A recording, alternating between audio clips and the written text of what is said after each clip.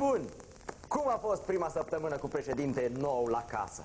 Nu e așa că parcă ați scăpat de o povară, parcă ați dormit mai bine, găinile și purceii au mâncat mai cu poftă și chiar s-au îngrășat un pic, nu? Poftim? Ce spuneți? Că găinile și porcii au avut o poftă de mâncare mai bună, dar că nu prea aveți ce să le puneți în treucă? Oameni buni, dar chiar vreți totul dintr-o dată? Și președinte ales, și porcii sătui? Încetul cu încetul se face oțetul. Încetul cu încetul le vom avea pe toate, ori până la Paște, ori până la Paștele Cailor, dar precis o să le avem. O să le avem. A fost abia prima săptămână cu președinte nou și prima săptămână în care ăștia din alianță au făcut pliscul mic. Ia, spuneți, i-ați auzit? Și-ai că nu? Nici o vorbă, nimic. Într-adevăr, săptămâna trecută nici lupul, nici ghimpul, nici filat aproape că nu s-au auzit. Parcă ar fi plecat în străinătate cu toții. Ei, de fapt, ei chiar au fost în străinătate, mai mult prin străinătăți au umblat, lupul în Rusia, filat a fost în Europa, dar ar fi bine să tacă așa toți următorii 2 ani cât mai au de stat la putere. Așa e că ar fi bine, nu? Dom'le, nici nu prea știi cum ar fi mai bine. Înțelegi că ei când tac, ai impresia că fură mai mult decât atunci când se ceartă. Pentru că până acum se mai certau, își dădea unul altuia peste mâini ca să nu furi unul mai tare decât celălalt, dar acum e liniște și... Și asta ce înseamnă? Că președintele va conduce țara în liniște, iar ei vor fura în liniște.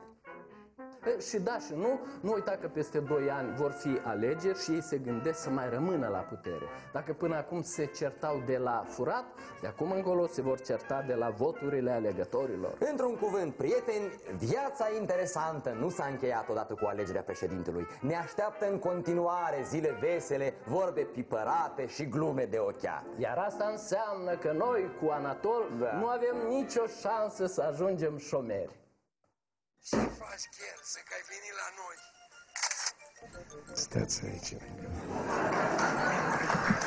Cum mă simt eu lângă primul ministru, care are și un nume frumos, așa, Filat, adică filează toate chestiile.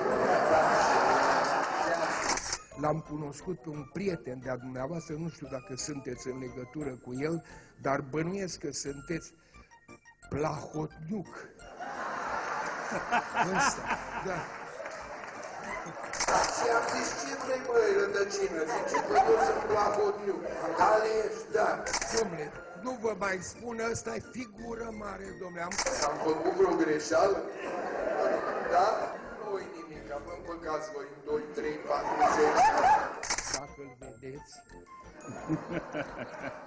spuneți-i că îi mulțumesc frumos că a venit la spectacol, că mâine, poimâine, o să vedeți că o să fiți ales și în România ceva. Da, sincer, mie îmi plac femeile. Dar nu așa, mie îmi plac așa. Da, ori vreau cetățenia Republicii Moldova.